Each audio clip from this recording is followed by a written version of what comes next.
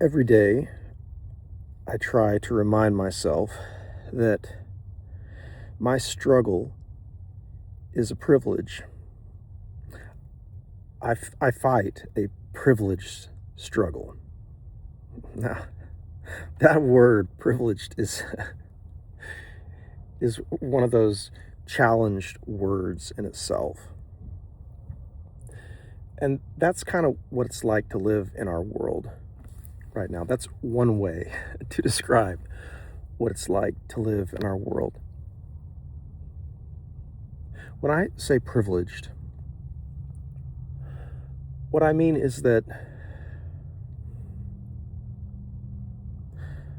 I've never gone hungry. What I mean is that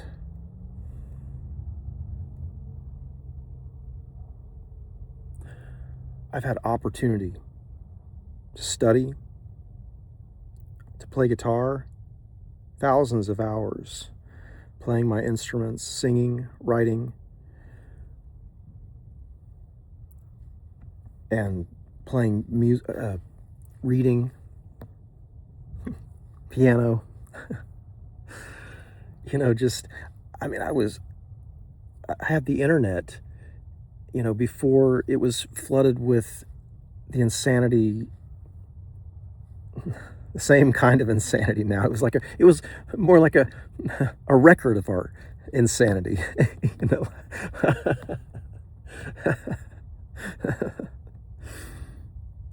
Now it's, real time, news cycle insanity.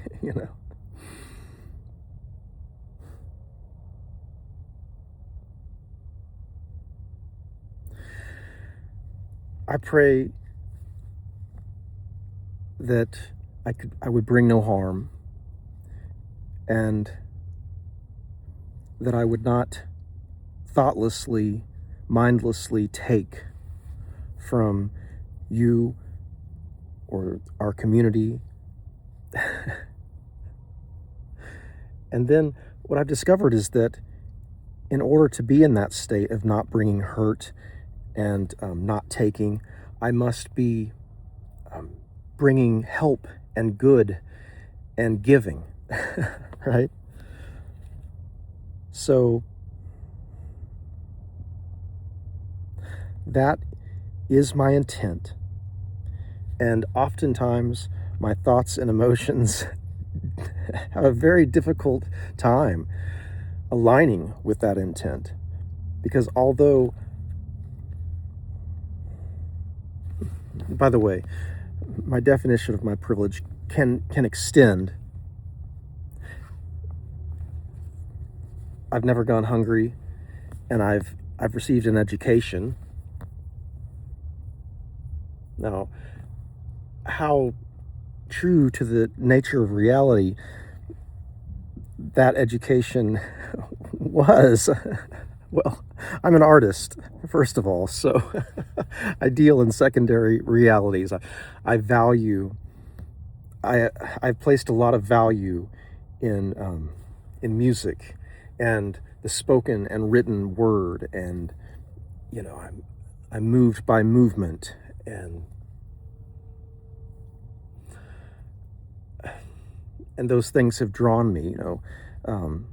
Tolkien, a World War I veteran, coming back and creating an elven language. And C.S. Lewis, same war, Lion, the Witch, and the Wardrobe. And Kurt Vonnegut, Slaughterhouse-Five.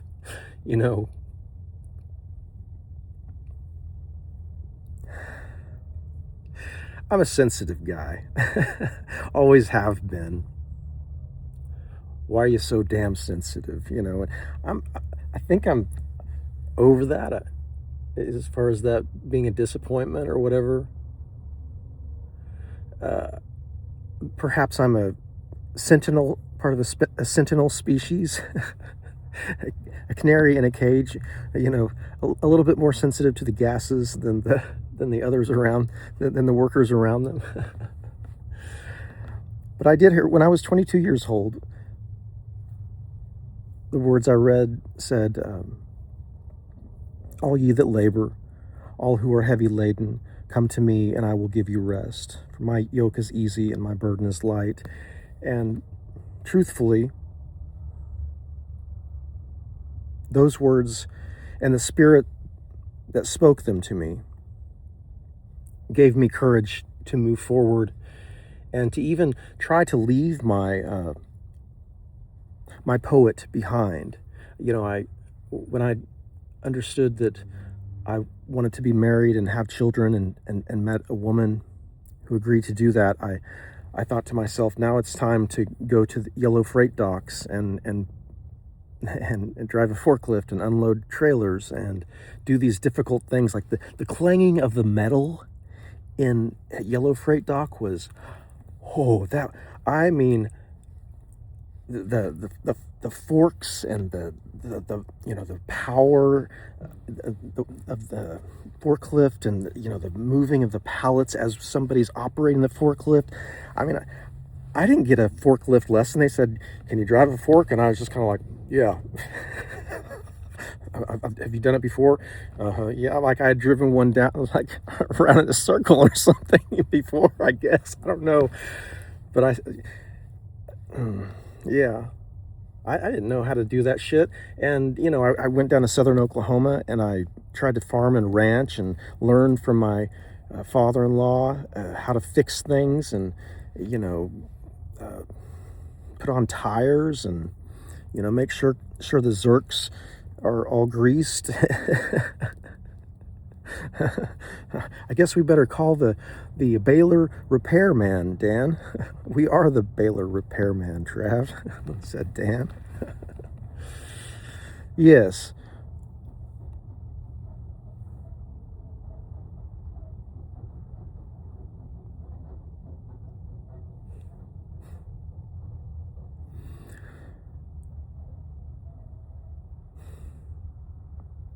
I also was privileged to work with many of you in the healthcare system as a licensed physical therapist assistant in the state of New Mexico. I was working with those of you whose bodies no longer functioned in the way they once used to, trying to figure out if we were going to make that better or learn to live with that. God bless all of you. And then the students, the one-on-one students, the guitar students, dear God. So many of you I've sat with, spoken with, and my heart has always been to be a teacher. And some of you were those who taught me, who showed me what a shit teacher I was, for real. Oh God, sometimes I would encounter my own selfishness or just my own inability to really help somebody to learn. And I was always, part of me was trying, and then sometimes, well, I just had a lot to learn. So thank you, all of you, in every field that I've worked in. Law enforcement, I did that too. Trav, my friends were like, you are not a cop, dude. You know that, right, Trav? You're not. No, don't do that. You're not a cop. I was like, well, maybe. I mean, I feel called to learn and grow. And I went on a ride along with Chris Fight, and he was like talking into his microphone, like the CV on his arm, and answering a call. And I wanted to answer a call, and so I did. For 1 year, I studied in that field, and by the end of it, my fellow officers seemed to understand that I was not a police officer, I guess. I didn't really understand why that was. I was trying my hardest to do, just to do the best I could, but honestly, in the end, I couldn't really just keep pulling you guys over and hoping that you didn't shoot me, I guess. I guess I thought, this is not how I want to present to the world through the uniform, that it's a uniform, right? I realized I had a uniform revelation, right? I didn't want to relate to you guys through law enforcement. That seemed clear to me. Sergeant Funderburk helped me to understand that. Thanks, Sarge. And the whole time I was playing music, through all of that, I was sharing and writing. And I wrote children's music for my kids at their schools.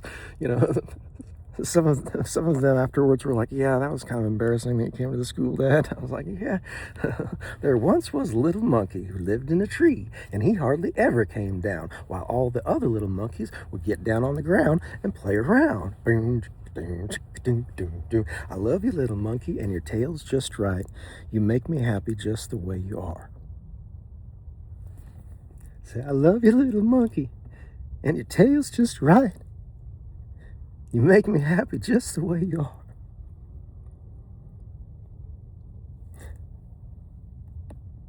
I love you. God is, through all of this, what God is showing me how to do is to love y'all, my audience, my, my people, my love, my beloved.